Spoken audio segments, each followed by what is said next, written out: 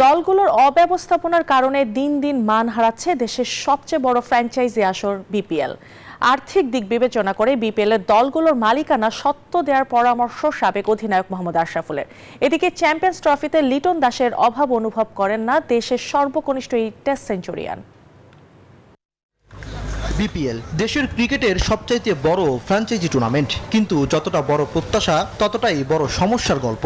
মাঠের খেলা যতটা জমজমাট, মাঠের বাইরের অব্যবস্থাপনা ততটাই হতাশাজনক।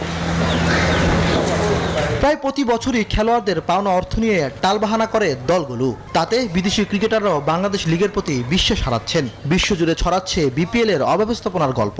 প্রত্যেক বিপিএলই আসলে এই ঘটনাটা ঘটে, দুঃখজনক।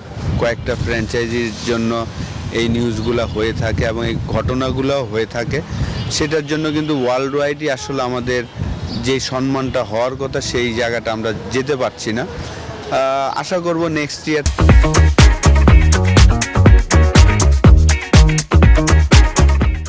থেকে ক্রিকেট বোর্ড হয়তোবা এটার পুরো দায়িত্বটা নেবেন। আশরাফুলের মতে উন্নত ইনভেস্টর ছাড়া দল বাড়ানো মানে টুর্নামেন্টের মান কমিয়ে দেয়া। একাধিক দলের পেছনে সমর্থন এবং উন্নত ব্যবস্থাপনা নিশ্চিত না হলে বিপিএল তার লক্ষ্যে পৌঁছাতে পারবে না বলেও মনে করেন তিনি। দল যদি 7টা খেলে সেখানে 70 থেকে 80 জন খেলার সুযোগ হয়, আরও কিন্তু 40-50টা লোকাল প্লেয়ার বসে থাকে।